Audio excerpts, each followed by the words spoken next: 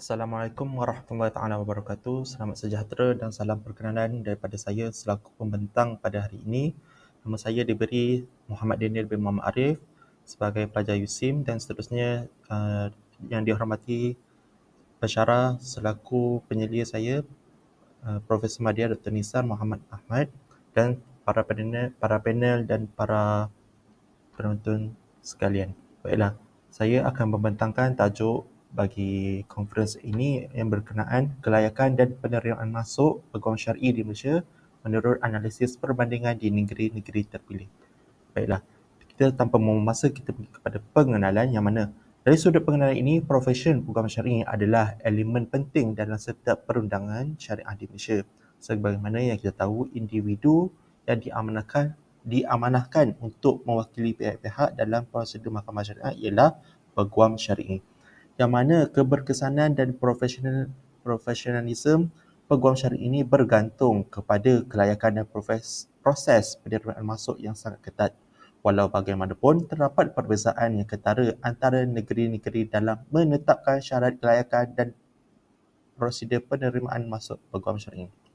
Dalam kajian ini, kami menerangkan prosedur umum dari sudut penerimaan masuk peguam syar'i di Malaysia serta membincangkan perbezaan syarat kelayakan di antara negeri-negeri terpilih serta kesannya terhadap keharmonian sistem kehakiman syariah secara keseluruhan. Di samping itu, kami juga akan mengupas cabaran-cabaran yang timbul akibat ketidakseimbangan yang berlaku termasuklah implikasi kepada proses keadilan dan integriti profession ini. Baiklah, kita pergi kepada punca kuasa iaitu ibu ataupun induk kepada prosedur kemasukan peguam syar'i di Malaysia secara umum ini. Yang mana dari sudut pentadbiran dan prosedur kemasukan peguam syar'i itu sendiri adalah sangat terikat dan bergantung kepada penetapan di bawah undang-undang yang berkaitan di setiap negeri. Namun, peruntukan undang-undang yang berkaitan tersebut adalah tidak seragam bagi setiap negeri. Hal ini kerana peruntukan seksyen berkaitan peguam syar'i diletakkan di bawah bahagian 1 IV di bawah lingkungan Mahkamah Syariah, Enakmen Pentadbiran Agama Islam Negeri-Negeri sebagaimana contoh yang diberikan Seksyen 80 Enakmen Pentadbiran Agama Islam Negeri 9 2003, seterusnya Seksyen 80 juga Enakmen Pentadbiran Agama Islam Negeri Selangor 2003, tetapi di bawah seksyen yang lain, Seksyen 68 di bawah Enakmen Pentadbiran Agama Islam Negeri Melaka pada tahun 2002, yang mana ia menceritakan perihal peguam syar'i di bawah Mahkamah Syariah. Hal ini tak lain tak bukan, kita lihat tiada peruntukan khusus berkaitan peguam syar'i di bawah Akta Pentadbiran Undang-Undang Islam pada tahun 1993, Akta 505 dan kaedah-kaedah yang telah digariskan pada sebelum ini. Namun, apa yang telah terjadi sejak kebelakangan ini pada 2009, negara kita telah mewujudkan dan membenarkan kita pakai dan memetik Akta Profesional Keguaman Syar'i APGS 2019 bagi wilayah-wilayah persekutuan, yang mana ianya menjadi panduan kepada kita dan panduan kepada negeri-negeri lain untuk merujuk dan menggunakan ke arah kebaikan dan mengadaptasi ke arah lebih cemerlang. Baiklah. Seterusnya kita pergi kepada punca kuasa yang seterusnya, yang mana setiap negeri juga berkelayakan untuk menggubal kaedah-kaedah peguam syar'i bagi negeri tersebut dengan tujuan untuk mentadbir urus hal-hal yang berkaitan peguam syar'i. Yang mana dalam kaedah-kaedah yang ada ini juga turut dipinda dari semasa ke semasa. Dari sudut prosedur kemasukan peguam syar'i juga adalah terikat dan tertakluk kepada setiap peruntukan undang-undang yang digazetkan di dalam kaedah-kaedah atau peraturan-peraturan peguam syar'i di setiap negeri. Okey, di sini saya telah memetik dan meletakkan dua bahagian sebelah kiri dan kanan, yang mana jika kita dapat lihat senarai akta kaedah yang disertakan oleh setiap negeri. Namun, petikan daripada penggunaan istilah adalah berbeza. Contohnya di Johor kita menggunakan kaedah-kaedah, di negeri Kedah kita menggunakan peraturan-peraturan, manakala di Kelantan kita menggunakan kaedah-kaedah, dan seterusnya di negeri-negeri yang dapat ditunjukkan di paparan ini. Seterusnya kita pergi kepada perbezaan. Yang ni perbezaan ini adalah perbezaan yang sangat ketara dari sudut syarat kelayakan penerimaan masuk peguam syar'i di negeri-negeri. Kita mengambil contoh. Yang pertama di wilayah persekutuan, yang mana prosedur ini tertaluk kepada kaedah-kaedah peguam syar'i wilayah-wilayah persekutuan 1993 pada asalnya. Antara syaratnya ialah permohon mestilah beragama Islam, warga negara Malaysia, memiliki ijazah sarjana muda dalam bidang undang-undang ataupun syariah yang telah diiktiraf dan lulus permohonan peguam syar'i pada sebelum ini hanya menduduki peperiksaan saja.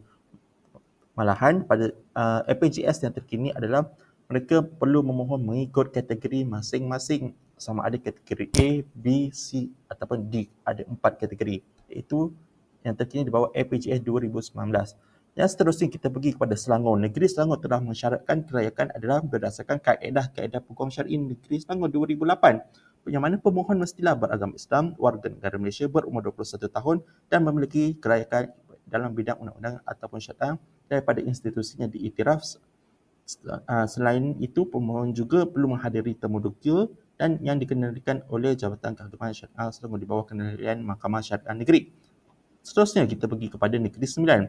Prosedur berdasarkan dari sudut Negeri Sembilan, di Negeri Sembilan, prosedur ini berdasarkan enakmen Pentadbiran Agama Islam Negeri Sembilan tahun 2003. Yang mana pemohon juga mestilah beragama Islam, warga negara Malaysia dan memiliki kelayakan dalam bidang undang-undang atau syariah. Yang ini sedikit berbeza dengan negeri lain, yang mana negeri lain tidak mewajibkan peperiksaan tetapi di Negeri Sembilan hanya temu duga dan memohon dan dikawal selia oleh jawatan kuasa negeri masing-masing. Yang ini khusus di Negeri Sembilan. Seterusnya kita pergi kepada Kelantan.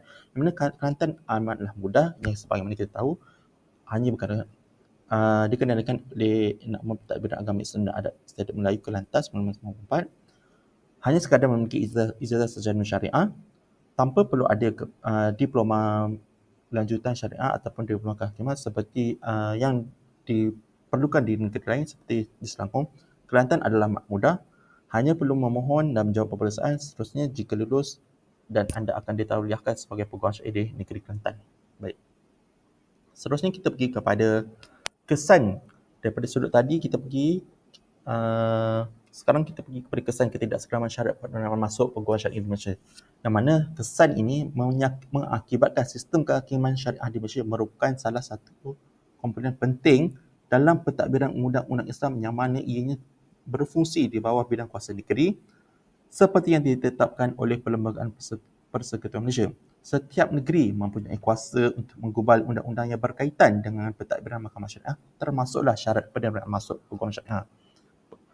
Walau bagaimanapun, hal ini selaras dengan prinsip federalisme dan berada di bawah kuasa negeri seperti yang tertutup dalam Perlembagaan Persekutuan Malaysia, yang mana ketidaksamaan ini memberikan pelbagai kesan yang mempengaruhi sistem kehakiman, pengamal undang-undang serta masyarakat awam juga yang terkesan. Begitu juga dengan ketidakseragaman dalam syarat-syarat penerimaan masuk peguam syar'i di setiap negeri, yang mana telah mencetuskan pelbagai implikasi ataupun dampak terhadap keadilan, profesionalisme dan sistem perundangan syariah itu sendiri. Kita tengok kat sini, pecahan yang telah saya kupas, yang saya rumuskan. Dari sudut kesan ketidakseragaman ini telah memberikan jurang yang besar daripada sudut autonomi negeri yang membuat penyelarasan dari sudut penerimaan syarat masuk peguam syar'i itu sendiri. Seterusnya kepada sekatan mobility, yang mana peguam-peguam daripada satu negeri tak boleh beramal kepada sesuatu negeri yang lain, dan juga mengakibatkan kos tambahan yang perlu mengambil kepada peperiksaan, jarak kepada mahkamah, jarak kepada negeri-negeri lain untuk memohon dan untuk mengendalikan kes.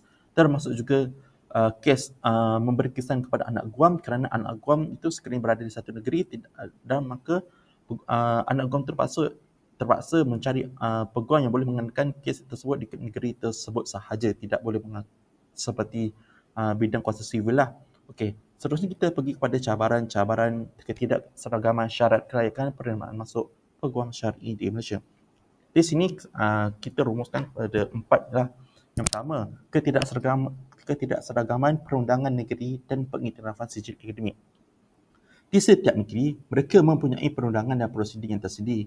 Yang ini berpotensi mengakibatkan kekeliruan hala tuju peguam syar'i. Sama ada peguam yang perlu setengah negeri itu memerlukan kepada diploma lanjutan syariah ataupun tidak, ataupun yang bagaimana. Itu adalah persoalannya.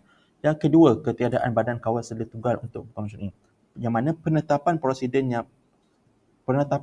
yang berlainan mengakibatkan kekurangan aspek penyelarasan yang lebih kepada membantu para pengamal perundangan ini untuk melihat satu garis panduan yang lebih jelas daripada semasa ke semasa dan maupun pada masa akan datang.